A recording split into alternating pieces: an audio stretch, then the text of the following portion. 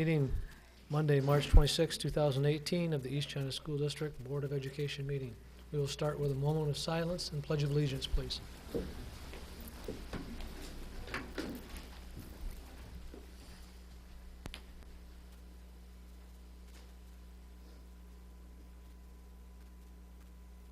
you.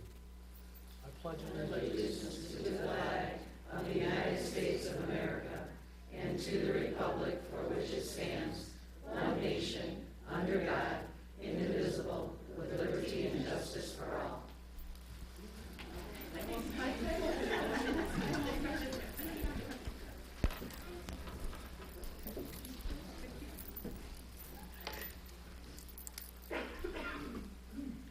First item on the agenda is item of interest, recognition, and inquiry.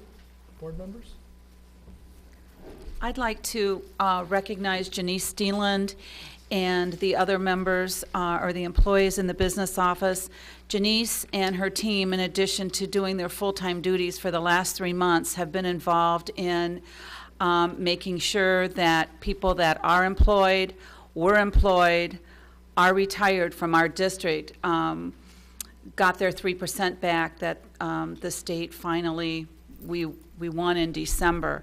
And it affected over 700 employees in this district, like I said, whether they were current, former, or retirees, to the tune of $1.5 million. And in less than 3 months, in addition to their full-time duties, were able to do that job. So I really appreciate what she did along with her team. So I just wanted to give her that recognition.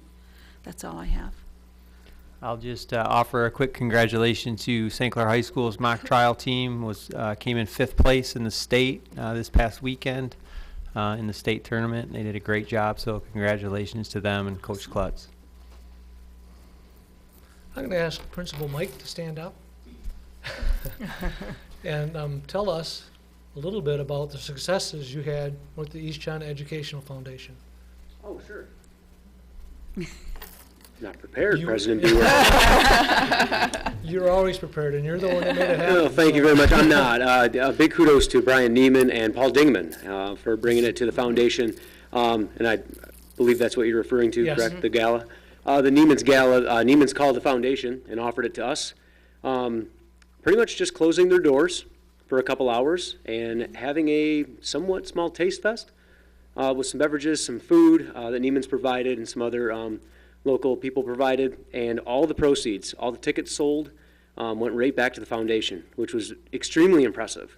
And even throughout the 2 hours that we were there, people that bought groceries, they donated 10% of those proceeds back to the foundation.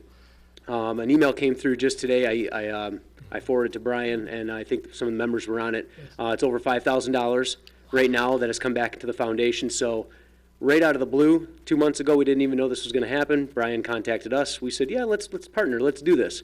Boom, $5,000 in our foundation. So huge kudos to Brian Neiman and Neiman's Family Market in St. Clair, because, I mean, it's things like that that make our community flourish, and huge thank you to Neiman's. It was an outstanding event. Mm-hmm. And your Chili Heart Run was very successful as Absolutely. well. The Chili Heart Run was almost as successful. I believe the numbers came through about 4,500 or something like that. 49. 49. Couldn't remember off the top of my head, but I know they were right neck and neck there. But Chili Heart Run, with the cold conditions it was, people still came out, and that was a successful one as well. The sponsors were huge with that as well. So it's been a good last 2 months for the foundation. Thank you so much for your time. Thank you very much. Administration, Evan Lee. Yes, this evening I just wanted to talk for a little bit about our enrollment numbers. On March 7th and 8th, we had our annual kindergarten roundup. And Craig, if you could move, there we go. This first slide right here, it has obviously a lot of numbers on it, but what I wanted to show here is that currently for kindergarten, first, second, third grade, we are showing a consistent enrollment of about 255 students per class district-wide. So on this past March 7th and 8th, we had 195 kindergartners show up for registration, which is great. And with our calculations, that's usually about 77% of the total number of students that we have at the start of the school year. So that would put us at another class of about 255 students district-wide. So while the numbers aren't as large as you see in the upper levels, we have leveled off. Our altitude is now different, but the declining enrollment seems to have leveled off as the past 5 years have shown. So if we were to look at that and have it be K-12 at 255 students per class, we'd be looking at a district total of 3,315 students, and we currently have 4,143. So you can see where those enrollment numbers are headed. On the next slide, this is just a graph showing the exact same numbers over the course of the last, let's see, 1, 2, 3, 4, 5, 6, 7, 8 years from 2010 till now. And this would be the October count, the fall count that we do. And it has us right where we projected to be, although we're not liking those smaller sizes. The next slide shows 9th through 12th grade. So these would be our high school students, and this is going in a different direction. This is projecting us out. So the first column is where we are now, and the last few columns show us where we'll be in 20, oh boy, I gotta take my glasses off, 2030 and 2031. So we're about 5 years away from that new altitude, that leveling off. But the reason I thought this slide was important was because it shows that through the course of the next 5 years, we're going to bump up and down a little bit until we get to that new altitude of ours here in East China. And then the last slide that I have on enrollment shows the census data from 2010 and 2000. So the blue is in 2000 and the red is 2010. And you'll see that our numbers, our enrollment numbers, are following the census data. So our district is doing amazing things each and every day, and the students that choose to enroll here have great experiences. We just don't have as many students in the population to draw from. So I'd be open to any questions that anyone has. I just wanted to share this information as we got that new kindergarten class with that same enrollment number of about 255. Can you go back a slide, please? Can we go back a slide, Craig, please? Thank you.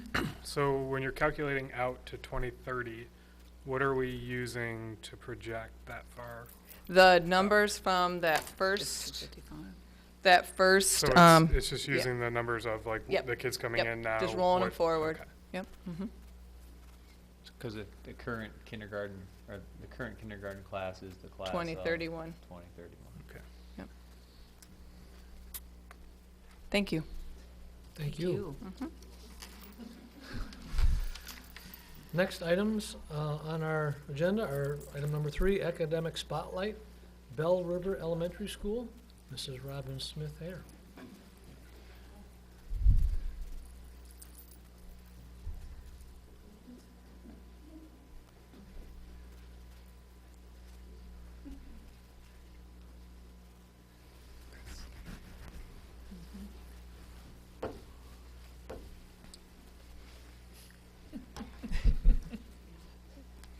Good evening, Superintendent Sybula, President Bewer, and the members of the board.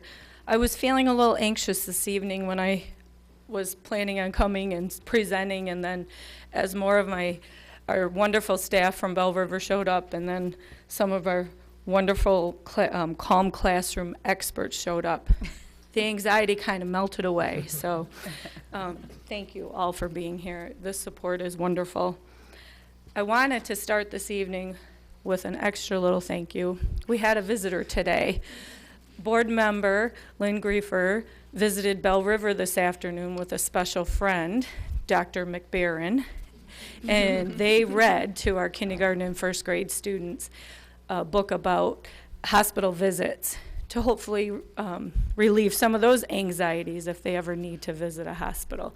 And the students fell in love with not only the guest reader, but also the bear. But So mostly the thank bear. you. I did not say that. It was very soft, though. All right, so as we start, last spring, as a staff, our school improvement team decided to add a goal to our school improvement plan that focused on the support of our social emotional development of all of our students. We found that to be a need at Bell River, and we worked together as a team to develop some supports to help all students benefit with their social emotional development.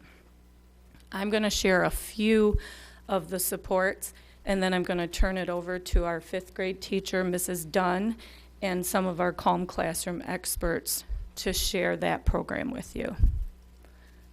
So one of our support systems that we are proud of at Bell River are our social groups. This is Michelle Zor. She's one of our paraprofessionals, and she leads social groups throughout the day, and it's a variety of students that just need a little extra help with how to be a good friend. Here's the newest member of our staff at Bell River. This is Cody. Cody is our 4-legged friend who comes in and shares books with our students in a very calm environment. It helps relieve anxieties the students may be having about being readers, and it helps build their confidence because Cody loves all kinds of attention. This is our sensory room, which we all refer to as the blue room. Through a grant and some hard extra work from one of our teachers and her father, and also one of our parents who donated the painting on the walls. It's very similar to an ocean. It has all light blue walls with all ocean creatures painted around. It's a smaller space, and there's always calming music and real low dim lights and activities in there for students to just kind of regroup when they're not feeling that they can function the way we need them to in the classroom. They can go there for a break just to regroup and regain focus.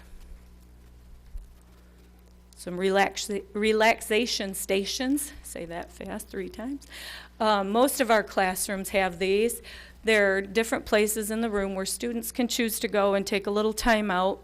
There's often hands-on sensory calming tools or activities for them to use to just help calm them down and take a break. Flexible seating is another option that most of our teachers have within their classrooms. We have beanbag chairs, balance balls, wobble stools, wiggle seats, big area rugs, just lots of opportunities for the students to select a flexible seat that might lend to their needs a little more. Okay, our Calm Classroom program. All right, so Calm Classroom is a program that we decided to adopt as a school. The basis of Calm Classroom is it's a mindfulness-based program, and the goal is to really help students focus on learning. A lot of our students come with so many frustrations and anxieties from home, and just from the pictures there, I thought the visuals would be good because, again, they come with so much baggage to us every single day on top of the expectations we have in the classroom every single day. And so the goal of the program is to help students learn how to relax their bodies and their minds so that they can be better prepared for learning. So essentially, Calm Classroom, it's the largest provider of a school-wide program. It's research-based. I had the luxury of going to a training over the summer and was able to train my staff, our staff, not my staff, along with my sister who's a school social worker as well. And basically the basis of the program is there are 3-minute techniques. And the goal that we set as a building is that we would try to do it 2 to 3 times a day. And typically transitional times are the best for that. So when you're coming in in the morning or when you're coming back from lunch or perhaps a recess or a specials class. And the goal of that too is before tests to help reduce anxiety. They're largely utilized, again, to reduce the stress, boost your engagement, and focus. All right, so there's 3 pillars basically that we focus on with mindfulness, and one is that we build some self-awareness. And the best way to describe this to an adult, there's an interesting video that isn't necessarily appropriate for this meeting, but imagine yourself being stuck in traffic, and you get angry, there's somebody cutting you off, and you feel nothing but stress. Your immediate reaction is to start yelling at the people around you. And so being self-aware is noticing those feelings and knowing that there are other ways to handle those feelings. So something as simple as just taking a deep breath in and saying, I am calm. I am calm. And so again, it's really becoming aware of those emotions and then being able to control them. And so that will help with your mental focus, so getting the students back driven to what they need to do in school. And then your emotional resilience piece is basically, again, just self-regulating and achieving that state of calmness. All right, so at Bell River, we have a short little video that we're going to share with you, and then we'll have our experts here be available for questions.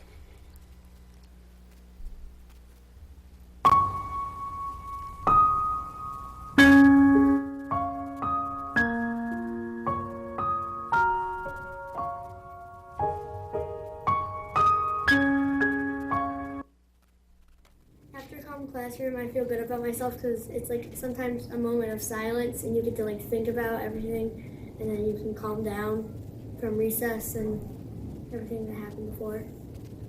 I like Calm Classroom because whenever you have like a stressful day or whenever you just feel stressed, sometimes that makes you feel a lot better. I like Calm Classroom because it gets me relaxed and ready to learn.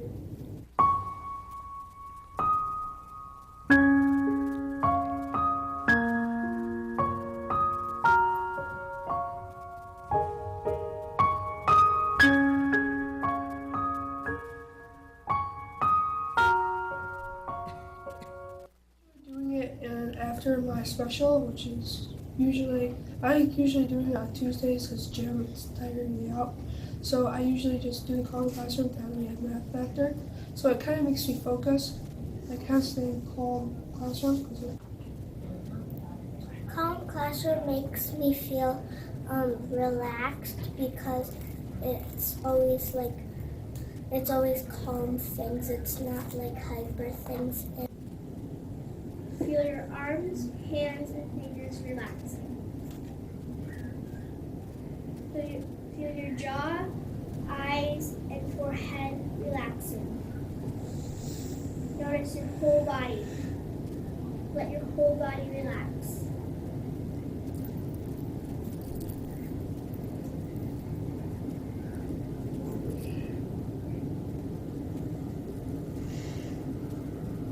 I practice Calm Classroom to help me feel less anxious and worried about tests and other schoolwork.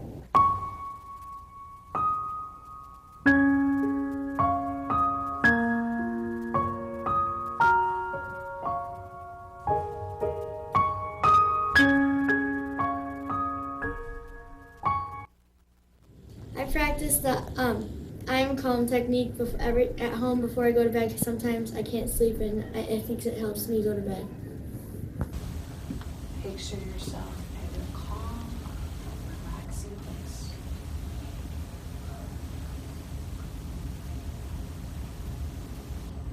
Slowly open your eyes. How do you feel? Calm. Good job. Okay. Any questions for our experts from Bell River in Calm Classroom? So it looked like there were a number of different kinds of techniques that you use. So which is your favorite? Jackson, which one's your favorite? Tell him he wants to use the mic. Oh, you want to use the microphone?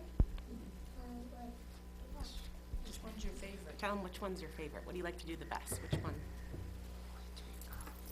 Yeah, which one? Mountain climber. I'm assuming that's one Mr. Westerhoff does with you? part of your yoga and gym? No, you need something different? Go ask Mrs. Trout. We'll come back to you. What is the one where you do it with your hands and then... Energy.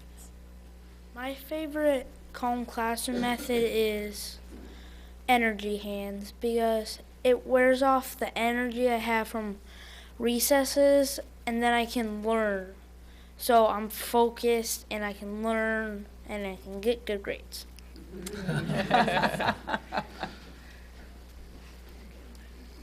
My favorite calm classroom is energy hands also.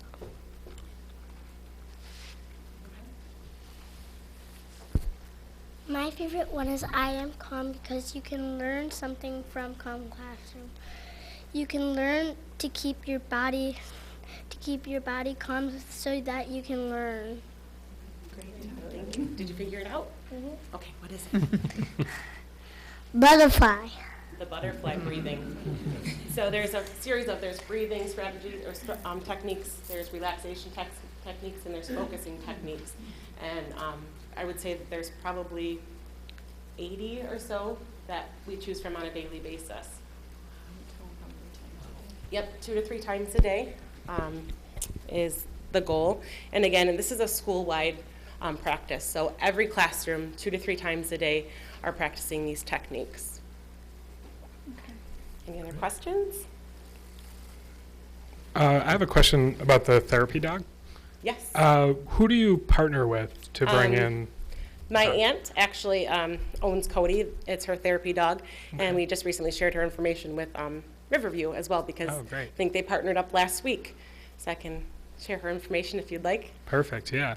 And I think my wife wants me to ask if there's any more traffic techniques that you can offer. she was looking at me like you should learn something from this. Thank you so much. Thank you. Nice job. Thank you. Nice job.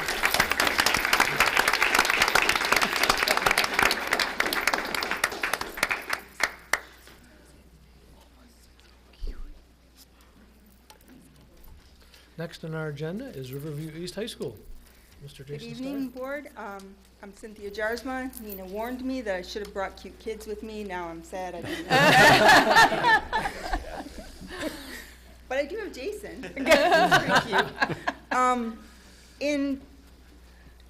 We were stunned to learn it was so long ago, but in the 2010-2011 school board, Nina challenged all of the teachers to do a community service project with their third-hour class every trimester. So that was 3 community service projects in the year times 8 teachers. We did 24 community service projects that year. And the one that my students chose was to raise money, there it is, was to have a bake sale for Kiva. I have a little video here to show you what Kiva is and what they do. This is Pedro, and this is Pedro's family. They live in Bolivia. Together they run a small family business, farming coffee beans, just like the ones you're drinking now. Pedro used to have 2 cows that helped him plow a field. One of the cows died of old age. That means Pedro can only plow half the amount he used to. That means Pedro can only sell half the amount of coffee beans he used to, and his income has been cut in half. Pedro now has just barely enough money to feed his family, and can't afford to buy a new cow. This is Kiva. Kiva is a website where people like you can lend money to people like Pedro. Say you decide to lend $25. Your $25 goes from you to Kiva to a microfinance institution near Pedro and is used to fund a small part of a loan that they've made to Pedro. When 100 people like you all lend $25, the loan is fully funded. With this loan, Pedro can buy a tractor and grow 10 times as many coffee beans as he did before. Pedro can repay his loan to you in no time. Once you get your money back, you can choose to relend it to someone else on Kiva or withdraw your money. And as simple as that, you've helped a family halfway around the world, and it didn't cost you a dime.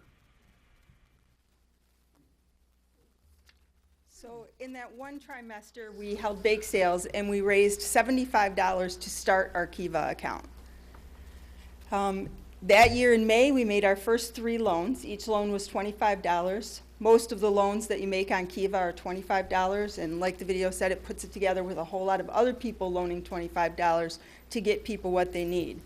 Our first loans were to Kenya, Cambodia, and the United States.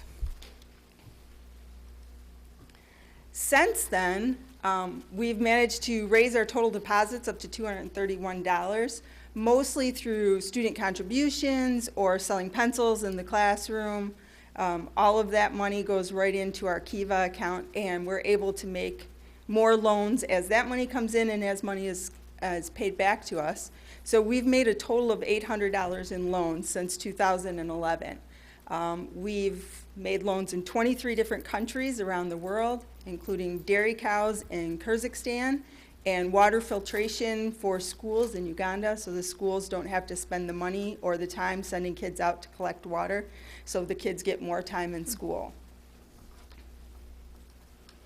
As I said before, the pencil sales allow the project to continue to grow, and we've begun more and more to tie it into curriculum. When we have enough money in the account, when enough has been repaid for us to make a new loan, then the students in my English class will do a short persuasive presentation where they choose a borrower on Kiva and they try to convince the rest of the class to vote for their person to get the loan. And it teaches them to act quickly because the loan will fill up and their person will no longer be available, so they have to act quickly, which is not always easy to get kids to do when it comes to community service. Also, when we read the novel Forgotten Fire by Adam Bagdasarian, which is about the Armenian genocide, the kids are often motivated to give money or to write their persuasive writing piece to give money to loans in Armenia to help those people to rebuild. Even though it's been a long time since the Armenian genocide, they are at least now conscious of what's going on around the world.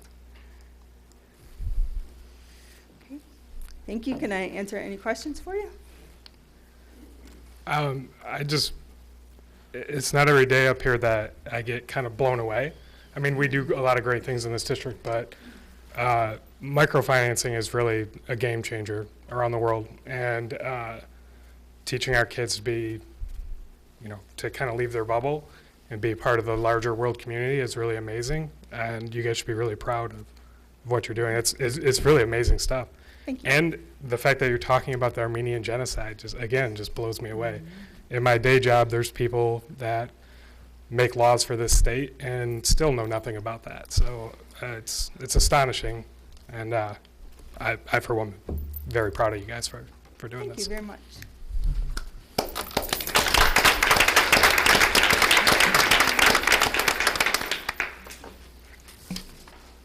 Next item on our agenda is the consent agenda. We are approving the payment of bills, financial statement, schedule of investments. Motion is needed. So moved. Support? Support. Supported. All those in favor signify by saying aye. Aye. Opposed, same sign. So carried. Next item is recognition of persons wishing to address the board. Mary Mott. Nancy Mott, pardon me. See, Nancy, you skipped 1 week, and we've already forgotten who you are. I know. I hear I had a great replacement last week. She was all right. Want to do it again? My name is Nancy Mott, 7th grade and 6th grade math teacher at St. Clair Middle School, proud member of the ECEA, here to share with you some additional wonderful things that are happening in our East China schools. As we wrap up March's Reading Month in the East China School District, we had a lot of things that involved reading, but a lot of things that involved a lot of other stuff too.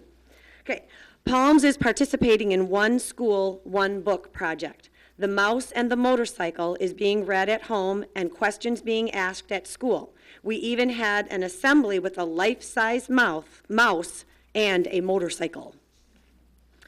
For March's Reading Month at Marine City Middle School, Beth McComas, who is a media specialist, math teacher, and yearbook teacher, she started a book club.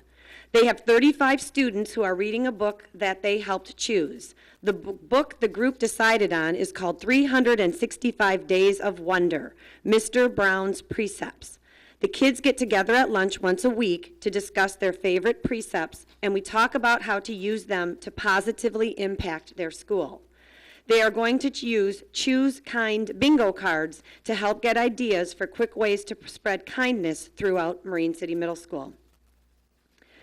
Mrs. Kathy Wojnowski, business teacher at St. Clair High School, would like to share this. She wants you to know that St. Clair High School Business Department has created a Facebook page. The purpose of the page is to inform our community on what is happening in the business classes. Please spread the word and check out them on Facebook. Mr. Beeden, a business teacher at St. Clair High School, had mock interviews with his students that he completed on March 14th. Mrs. V's Business Essential 1 students ran a fundraiser mirroring a small business. This was a student-led project where they made promotional items, went to businesses for donations for their raffles, sold items during their lunch breaks. They provided hands-on learning experiences on running a business and the importance of teamwork. Kristen Humble, a teacher at Marine City High School, is leading a group of 14 travelers from Marine City to Costa Rica for an 8-day educational adventure. This is their second Costa Rican trip, and they are super excited to see the exotic wildlife, speak in Spanish, zip line through the jungles, ride horses through the coffee plantations, kayak in the lakes, soak in the hot springs, and absorb the culture of this beautiful country. They hope to make the third Costa Rican adventure on Spring Break 2020 a district-wide opportunity. So school board members, save your money. You'll be invited. 7th graders at Marine City Middle School completed their boater safety course in their science and social studies classes, sponsored by Pam Young, Heather Ross, and Janet Gangwer.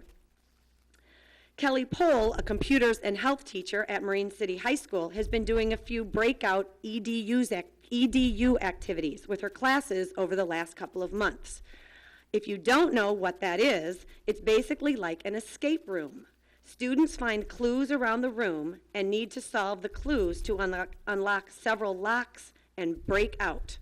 She's done digital ones with the computer classes, and this morning she did a mission on nutrition breakout with her health class.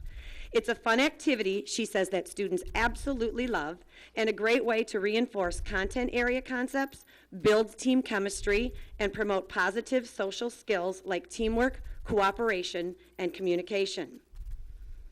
Amy Aker, a St. Clair Middle School ELA teacher, had 3 students placed in the Farm Bureau Insurance Company's America and Me essay contest. Paige Jarnot won 3rd place, Olivia Candlish won 2nd place, and Gabrielle Cassell won 1st place. Gabrielle's essay will continue on to the state competition.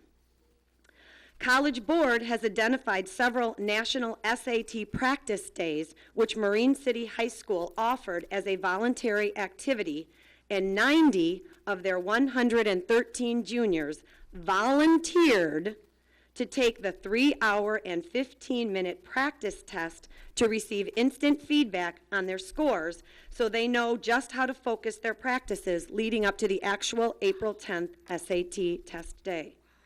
These students are driven to give themselves more choices and opportunities for scholarships.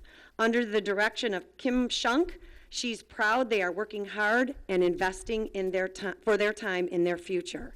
90 out of 113, amazing.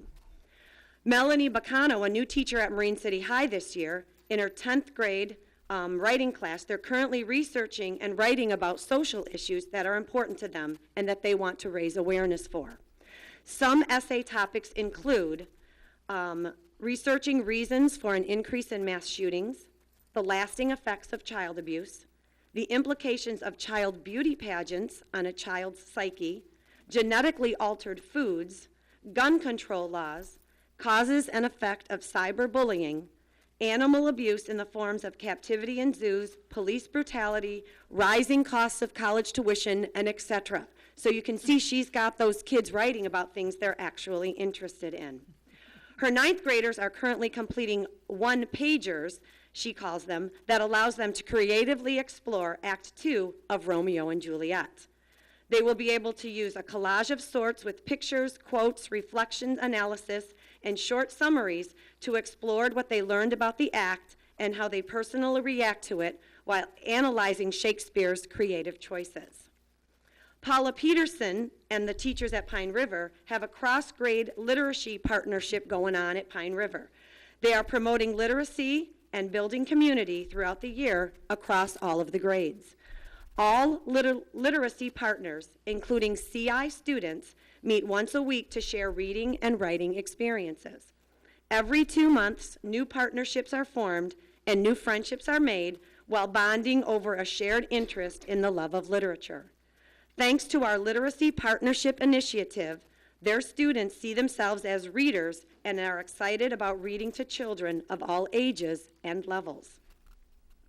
Gary Griffin, 5th grade teacher at Pine River Elementary, had 3 Pine River students place as finalists at the State Science Fair at Kettering University in Flint. Those students are Emma Terhune, Riley Schneider, and Cameron Spiza. Lori Gardner and 21 students from Marine City High School just got back from Disney World. They did a leadership seminar at Epcot, a behind-the-scenes tour at Magic Kingdom, and also had 2 Disney cast members speak to them about the college program. One of the speakers was actually a 2014 graduate of Marine City High School. Lori is also presenting financial literacy tools for teachers at the National Business Education Conference in Baltimore this week. The Next Generation Personal Finance company sponsored her for the conference. Barb Smith, a 6th grade science teacher at Marine City Middle School, attended some training from MDOT, and they provided her classroom with materials for each student to design and cut a magnetic levitation car out of foam. They also provided a mag-lev track, and we tested our cars going down the track. We had a contest to see which team had the fastest car, and they timed each car and calculated the fastest car at 264.13 centimeters per second. Pretty fast. Gwen Kubiak, a music teacher at Pine River Elementary, this past Monday, March 19th, had the entire school, every class, every grade, performed a spring concert at the Performing Arts Center. She said it was an amazing night of fun, full of songs, and the auditorium was standing room only. Christy Ellis, 6th grade teacher at Marine City Middle School, had 2 of her students as winners in the St. Clair County Community Mental Health Middle School Writing Contest. Students are, and I'm sorry if I pronounce their names wrong, Angelina Baldak, a 6th grader, won 1st place in the fiction category, and Victoria Simons, a 6th grader, won 1st place in the nonfiction category. Okay, Tammy Arceri, which is a resource room math and science teacher in St. Clair Middle School, had her 8th grade pre-algebra students doing a great job using the website IXL, a lesson on graphing equations in slope-intercept form. She loves using IXL because it's excellent practice, graphing, and great visuals. Her 6th grade math students did an awesome Kahoot lesson on fractions, decimals, and percents that came from the McGraw-Hill Connected Math series. Mandy Mychek's 4th graders at Palms Elementary worked on a special writing project this month. Each child thought of a person who they admired and wrote an essay about the qualities that made them special. After going through the writing process, they mailed a copy of the essay to the person that they wrote about. Many of the students even received cards and letters back in return. News from Gearing and Pine River Elementary. They both participated in the One School, One Book program this year and read the book, The Lemonade War. This Wednesday, the 2 schools will participate in a friendly competition by having their own Lemonade War to see who can raise the most money for the charity that they have chosen. Students may bring in any amount of money to donate for a cup of lemonade. Mrs. Crandall and Mrs. Card, the principals at those schools, made a video to promote this event, and you can find a link to that video on the school's website, as well as the Media Specials website, Kathleen Dingman. Gearing's charity is called Alex's Lemonade Stand Foundation, and they are fighting childhood cancer one cup at a time. Pine River's charity is to kids in distress. We exist so that no child will go without. So I'm sure they are inviting all of you school board members to go to Gearing and Pine River to purchase your cup of lemonade. Okay. Thank you very much. Thank you, Nancy. Thank you, Nancy.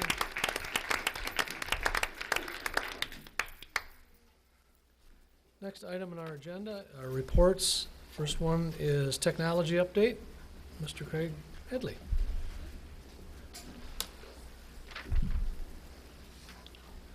Oh, sure, now they're leaving.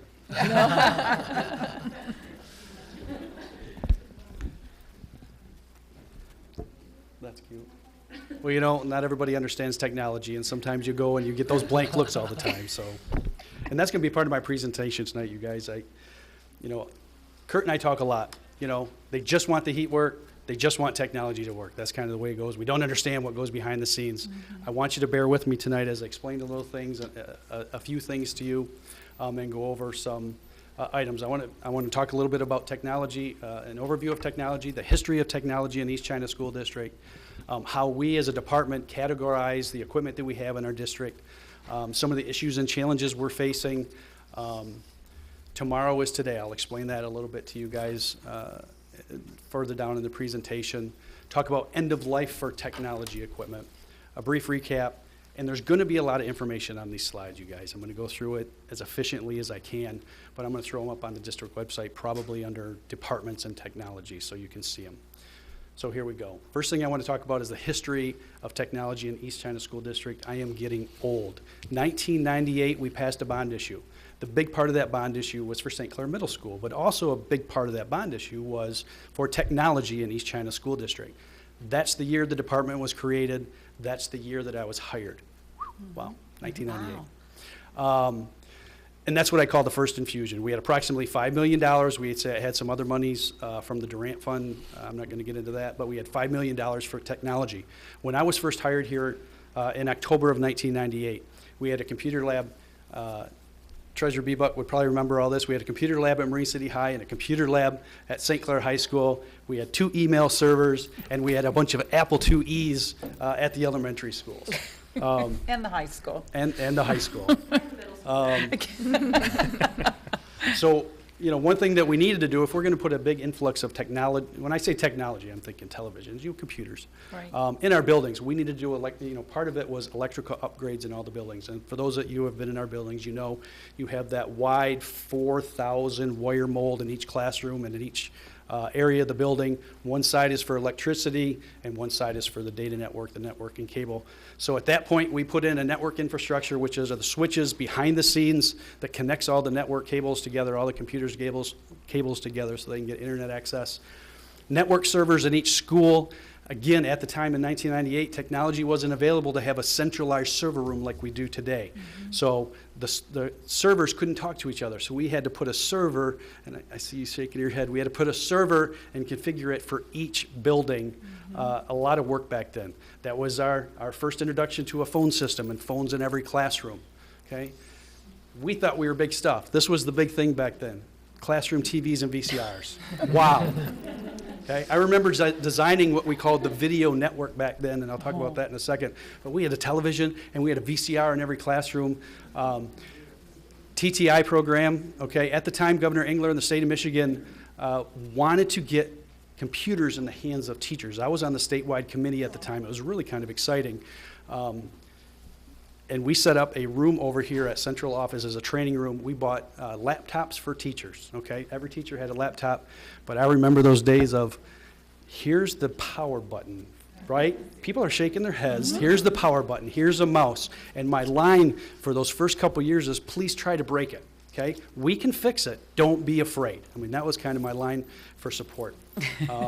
Dot matrix printers. We added computer labs. And again, there was no wireless. Think about back then. There was no wireless back then. We had data drops, what they call data drops, networking cabling, 142 miles worth throughout the district. And I think I have one show and tell I want to show you. And again, we got TV channels and VCRs. Okay, The only way to get that signal, and you guys might see some of this in some of the buildings on the open, it's not used anymore, but some of the open ceilings where this is run, you'll see this hardline cable, okay?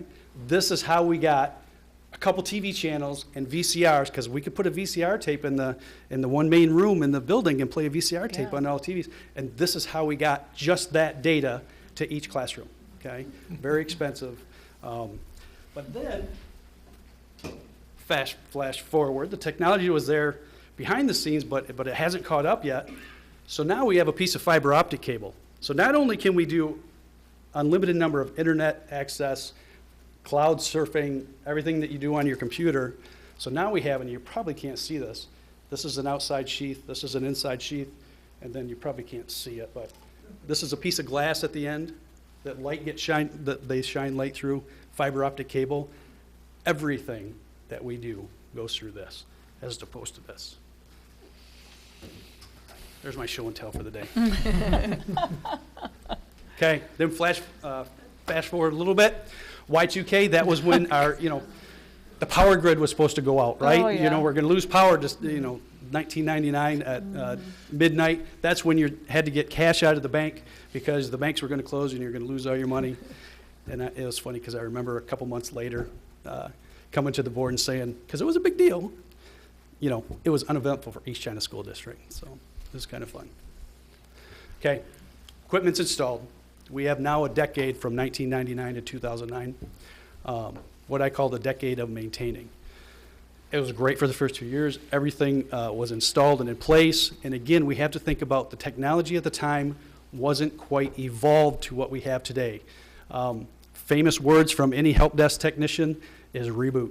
Reboot. Somebody would call the help desk, you got to reboot. Back then, Windows XP was not as solid at the time. But things were running. At the time, it was the best that we had. It was running pretty well. But then our warranty started to run out. End of life of equipment, which basically means vendors are not going to support it anymore. And how did we survive at that time?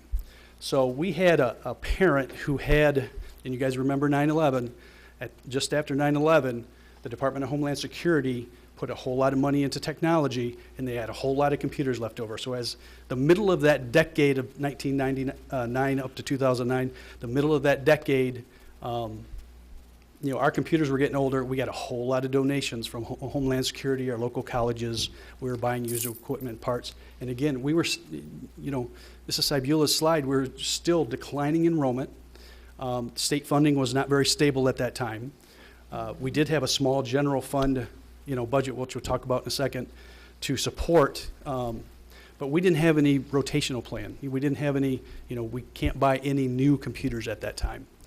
Back about the mid-2000s, the one thing that we did do that was appreciated by the principals and administration was we did install our security camera system, but the funny part is, as you've heard me talk before and you'll hear me talk later, that same system is still in use today, okay? Something that we need to look at. Just time frame, 2005 is when YouTube started, okay? Remember we talked about district servers in each building. About 2005 is when we took the old boys shower room in this building, put about 4 inches of concrete in it to level out the floor, and we brought, because technology evolved over time, we brought all the servers back here and created a centralized server room, and that really helped us out a lot. Okay, went through that decade. Let's flash forward a little bit. Thank you to the board. Thank you for the East China Schools community. Our technology was tired, okay? The one thing that, and a lot of our staff members may remember this at the time, it was very inconsistent as far as what we call uptime for technology devices. And I remember telling staff, you have to have a backup plan. If you're going to create a lesson plan with using technology, you have to have a backup plan. 2009 came, our second infusion of technology. Part of the bond of 2009 was about $4 million allocated for us. Best part about that was out with the old, in with the new. We did not keep anything because it was so old. It was so, trying to support it was impossible. So we got new infrastructure. That's behind the scenes, switches, UPSs. We got a brand new phone system. The phone system was on its last legs. And boom, technology evolved. We were innovative in 2009. We got wireless in all of our buildings, and I thought we did it right. I really do. I thought we did it right. Last thing, we were able to, what we call virtualize some of our devices, so we put some new storage area network in. Now, and this is exactly what you see today going on in our classrooms. We outfitted every classroom with a projector, with an interactive smartboard, with a classroom sound system, and with a document camera, basically giving you the ability to take a piece of paper or really anything, put it under the document camera, and show it on the interactive smartboard. The other thing we added, again with the wireless, all new computers, computer labs, all of our media centers had computers, laptops, all the offices. iPads, 2010. We passed a bond in 2009. iPads didn't come out until 2010. First iPhone was about 2007, but iPads that became a game changer over a few years, we were kind of leery. I remember when they first came out and we had the bond money for it, and it's like, ooh, what are these iPads? And those became a game changer over time. MediaCast video distribution. That was one of the other things behind the scenes that was great. No more VCR tapes. Oh darn, no more VCR tapes. What we were able to do is we collected every single VCR tape in the school district. We spent an entire summer. We had some help with some ladies in the transportation department. We took every VCR that we had, VCR tape that we had, and we digitized it, and we put it online. And that's because we could, because of the advancement in technology, the involvement with wireless, and how fast the speed is behind the scenes. So now, if they want a video, they just can go online to a website and play a classroom video. Okay. That was our second date of, again, 2009 to current. So now we're in our second decade, and we're following the same pattern again.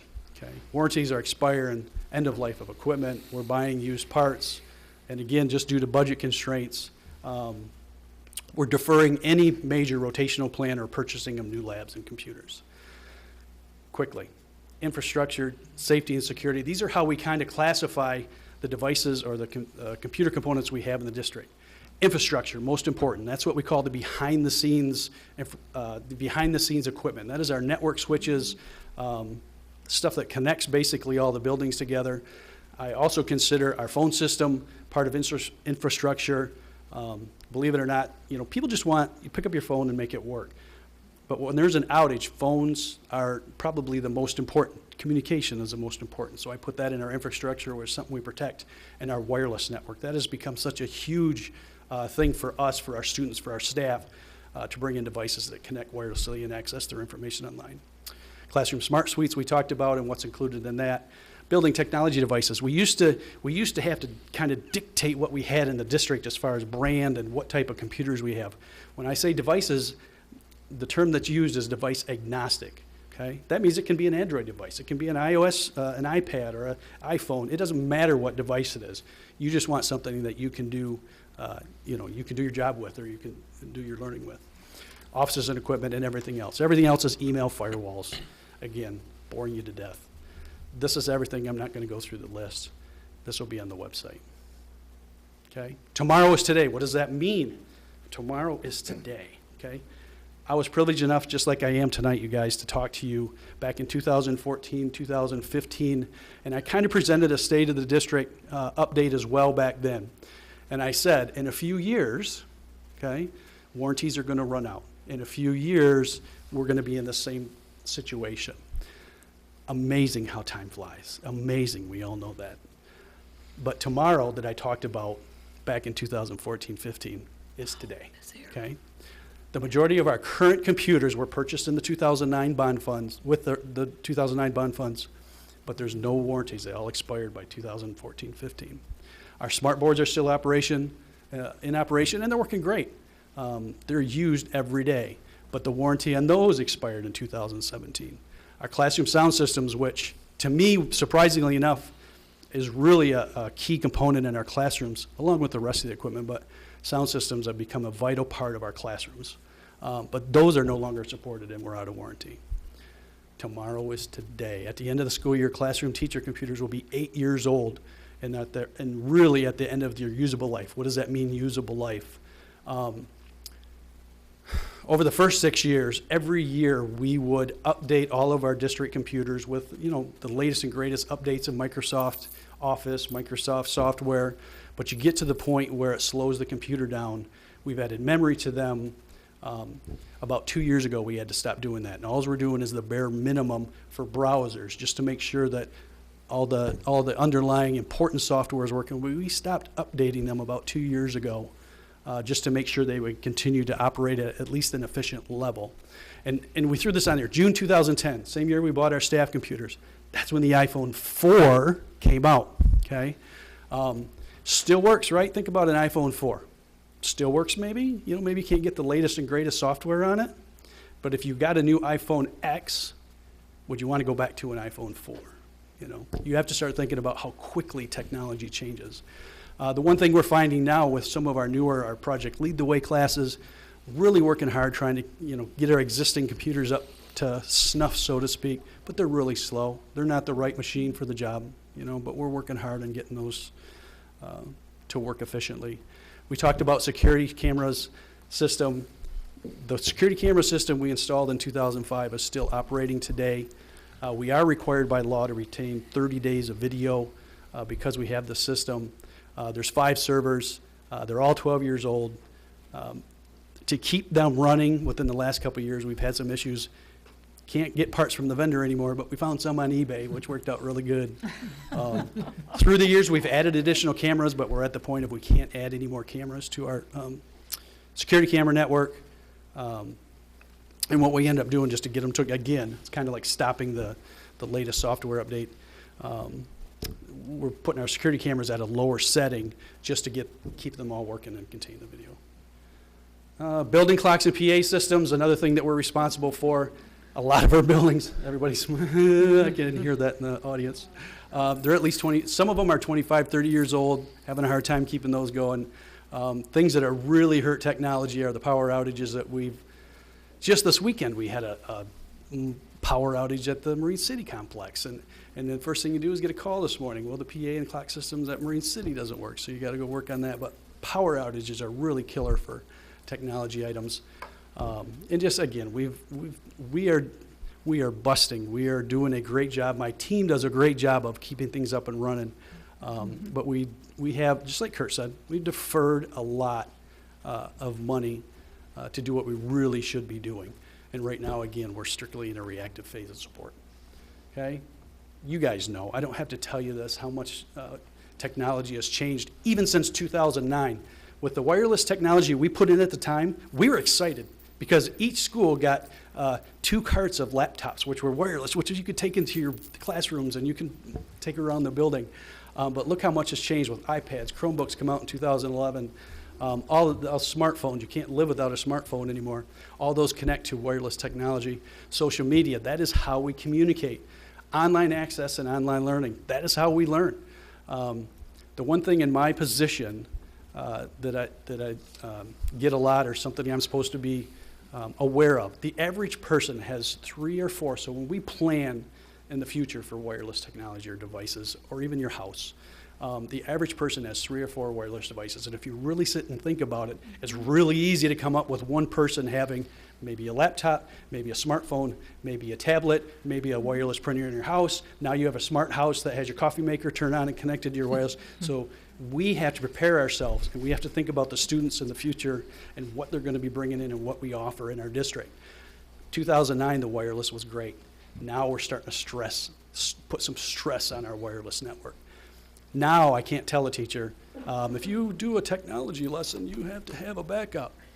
Okay, access to our systems, access to the internet, access to online lesson and learning is a 24/7 job for us. So what have we done? And again, we talked about it. We've done everything we can to make sure that our curriculum and operations will work. Our main goal during the time when we defer some of this, defer some new equipment, is to protect the infrastructure. That's where we're at.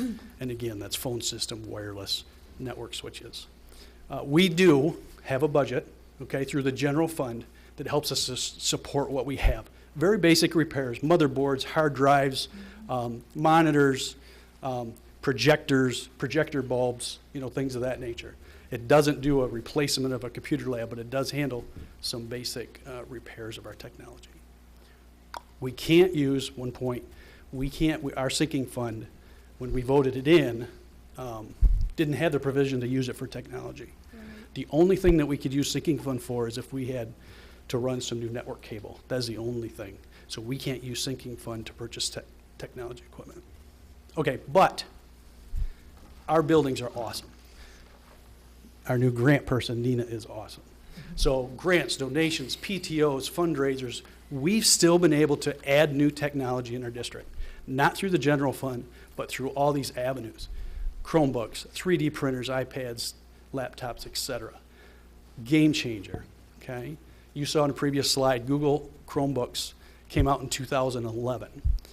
G Suite, which is really the Google apps, Google Docs, Google Spreadsheets, Google Presentations. In 2011, up until now, I ordered a Chromebook every year. Okay, have they gotten any better? When they first came out, to be quite honest with you, I didn't think they were going to last. They weren't that good. They weren't durable, constantly crashing. Software wasn't evolved. About 2 years ago, a lot of school districts started buying Chromebooks. State of Michigan got involved, did a spot bid, a great bid for Chromebooks. I ordered one. A vendor came out with a Chromebook that was durable, that worked fantastic, and I was excited. I think, again, back to the grants, we had a teacher who had a grant. I said, let's try a cart of Chromebooks. And it took off from there. In 2 years, we've added, through grants, over 600 Chromebooks throughout the entire district, which is great. It's devices in students' hands, which is a great thing.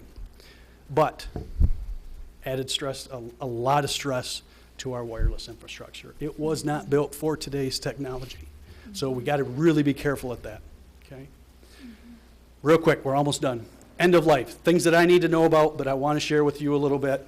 Vendors put out 2 bulletins. One is end of sale. We're going to stop selling this network equipment. We're going to stop selling this network switch. Then they send out another bulletin, end of life. We are not going to support your equipment anymore, okay? Things that, you know, when we get to the point of infrastructure and protecting what we have behind the scenes, when I see a bulletin that says we're not going to support it anymore, it makes me a little nervous. And we're getting to that point. Tomorrow is today. How does, and then the last one, iDevices, tablets, Chromebooks, how do they do end of life?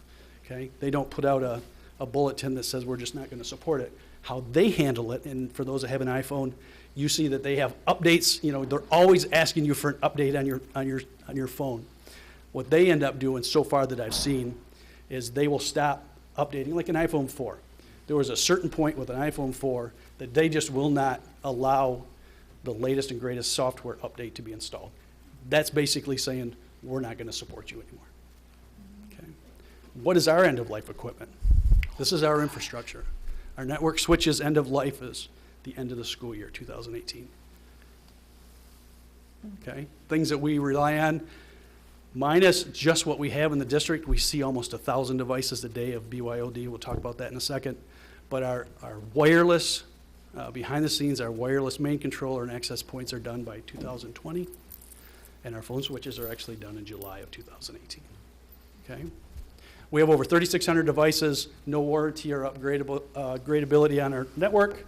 Total devices, everything that's connected to our network is over 5,000 plus, and I said BYOD, bring your own devices. That's staff and students that bring your own technology to connect to our wireless network. We see between 900 and 1,000 devices a day throughout the district that connect to our wireless network.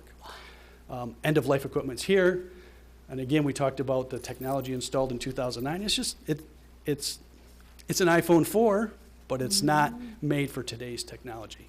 The demand is there to get devices in students' hands. Google Chromebook is a game changer. Google services, online cloud services are a game changer. The last bid that the state received was $207 a Chromebook. It's pretty cool. Okay, what do? We're going to continue to maintain what we have. Listen, I'm not anticipating, I've been through this before. This is my second decade of doing this. I don't anticipate things stop working tomorrow, okay? But there is a concern. We are definitely outgrowing what we have. We definitely don't have the technology behind the scenes to handle the future needs of what I expect we're going to see. At some point, we need to start looking at our aging technology. And I know, we have a general fund that can't support it. And I say we can't wait for a district-wide failure. We need to plan now. It's time. Okay? Thank you. And then just some stats at the end. Any questions? Craig, I just want to say thank you so much because I think our district is so lucky to have you. I can't believe that you've been here 20 years. I mean, holy moly. But for those of you that don't know Craig, we are very, very lucky to have Craig. And I was a part of all this little, I know you were. Yeah. you know, thing, and I know how important it is. But I do have a couple questions. Sure. You know, about the switches and some of those other things. Can those things come out of our sinking fund right now?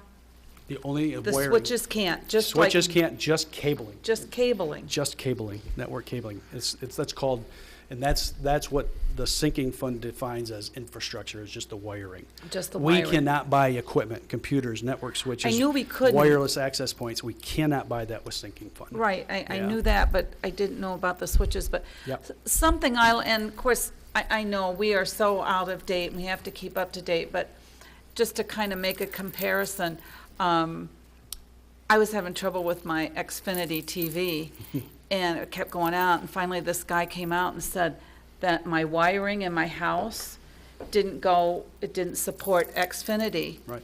And so he starts pulling out all this wiring, and I'm panicking. I'm going, oh my gosh. He was there for 9 hours, and he ran, because my house is 30 years old. He ran, and the only reason I know this is because he has to report it back to Xfinity, almost 500 feet of cabling throughout my house so it can support Right. technology today. Yeah. And this is the same thing that, you know, We had 142 miles of network cable that you had to replace, 750,000 feet installed Mm-hmm. throughout the district back in the 1998, 99. And honestly, the majority of that can't power our access points to the speed that they need to be. right. And it's just the nature of technology, how I much it's know. evolved and changed. Anyway, anything else? Very nice presentation, Craig. Thank you. I have questions, I'm sorry. Sure. I have tons of questions, Jeez. but I'm going to keep it limited tonight because I know, I Pat's talked gonna a long hit me if time. I talk too much. No, that's me. So when you talk about the network switches that are nearing end of life, how much does it cost to replace just one Just, so let's say $5,000 for one switch? for one switch. And we have 110. Yes. Okay. Just to maybe, So- and sorry to interrupt, but just to piggyback on that, I mean, the next step is an overall plan for next step and the cost of that plan, and that's, you're in the process of working on that, you have that I plan? have lots of ideas on paper, but I think it's a bigger plan. It's a district plan that I think, that's why it's been awesome. First of all, thanks for letting me talk. But number two, we have 4 committees going on that has been recognized to work on a big committee plan, and that's what it's part of. Yeah. So all this information that you shared today, and Kirk shared, the nuts and bolts information about where we're falling apart there, has all been shared with that committee that's looking at Yes. our building needs. I was gonna say, Trustee Mullane kind of sat through this already, being on one of the committees. But yes, and that's where this information and Kurt's information came from, is the committees. So. And they I asked didn't mean for to No, take the floor from you. Yeah. All right. It's yours. Is it mine again? You talked a little bit about the server room here. What is the life cycle of a server? How long does that? How long Not do they 12 tend to last? years. No, Not 12 years. if I was going to do a rotational, so they talk in the technology about a rotational plan, whether it's computers or if I can get 5 to 7 years out of a server, that would be ideal. And where are we at right now? 12. 12. Now, we do have other servers for the security camera servers. Those are our oldest servers. But on average, we're looking at between 8 and 10 years right now. Our servers are getting tired. And what's the cost of a server to run? Depends what size you get. What's the cost of the 12-year-old server that's running? $8,000. I mean, if we get a decent server, but you do things differently when you have money.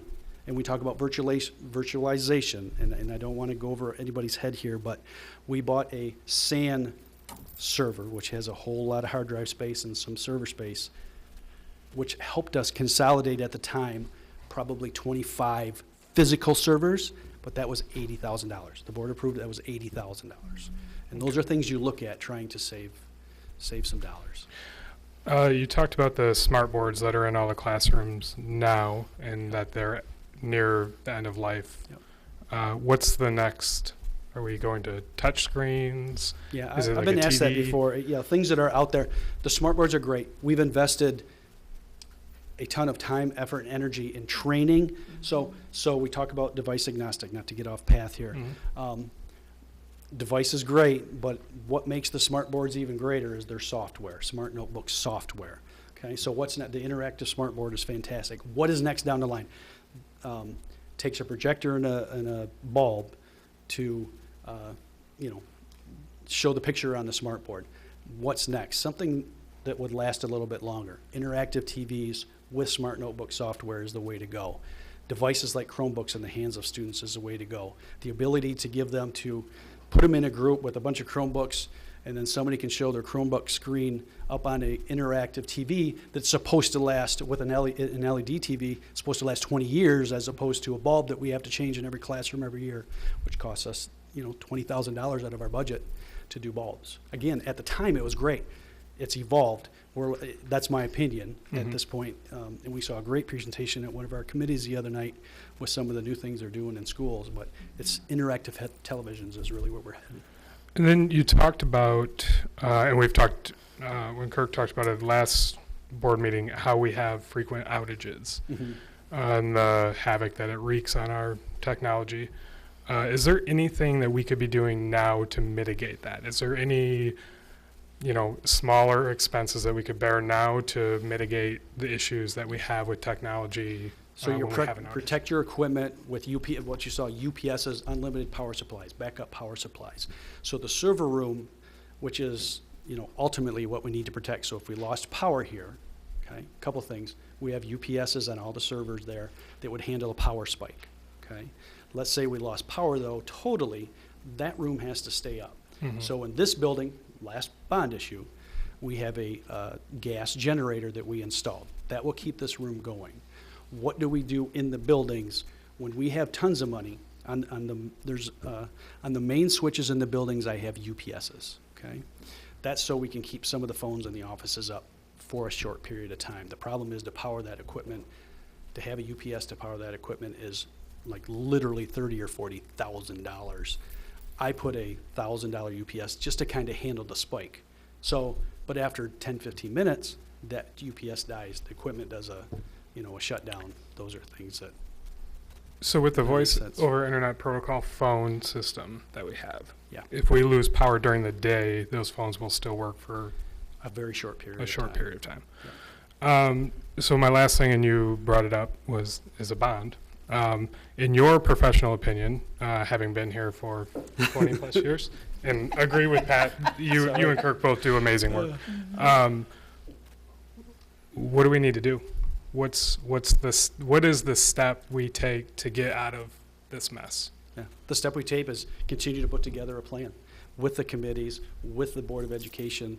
Part of that plan, and Kurt's got part of that plan. I have part of that plan. It's getting teachers together and saying, what is good for education or what is good for your learning, and it's presenting it to the community. And that's part of why I'm glad you guys, I have the ability and the privilege to speak tonight, and I'm hoping the community watches.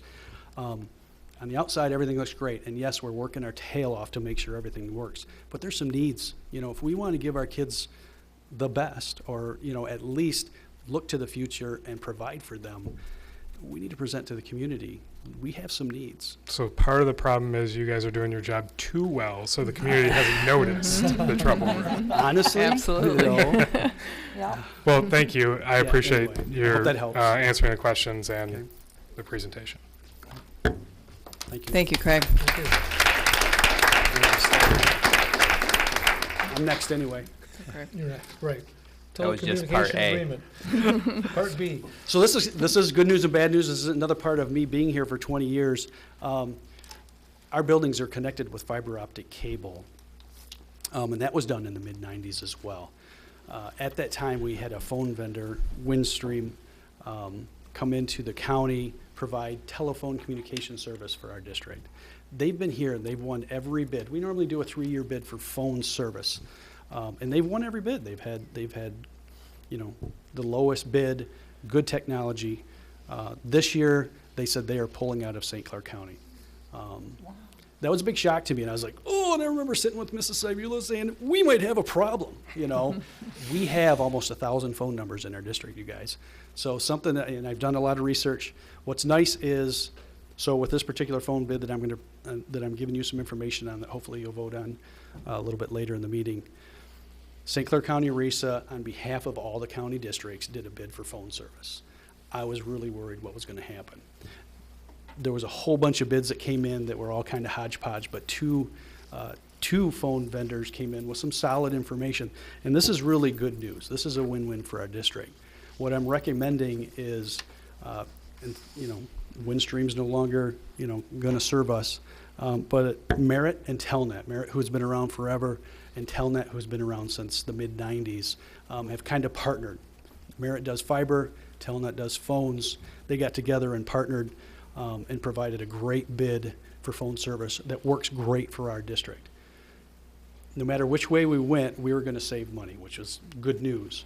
What I did a lot of research on and hemmed and hawed about is converting some of our, and I don't want to get too technical, converting our PRIs to SIP trunks, our telephone lines to a different way of communicating. It's more VoIP-y, if that makes sense. But we're going to save over 3 years, if you approve this, almost $20,000 just on our phone service. It's a win. You know, if I kept everything the same, we'd still be saving some money, but I think it's worth putting some effort in, and I'm recommending that we go with this. Anyway, any questions on that? Was this one of the bids that RESA went out and got? Yep. And RESA already approved, and they're going with this particular partnership, and they're making a recommendation for the rest of the schools. Again, it has to work best for us, but this really works best for us in our setup. Do they serve any other school districts that you're aware of? This company, a bunch. Okay. Yeah, a bunch. They've been around for a while. Our biggest concern was what they call porting our phone numbers, and I'm still unsure of how that's going to work. I don't want to change 981 phone numbers, so they assure me that they can do that, so we'll see. Okay. Thank you very much. Thanks, Craig. Next item on our agenda is our board action items. We have 2 items on the docket tonight. I'm going to make a recommendation that we postpone item A until our April meeting. So moved. Support. Comments, questions? Okay, we'll move that to April. Yep. Thank you. Mm-hmm.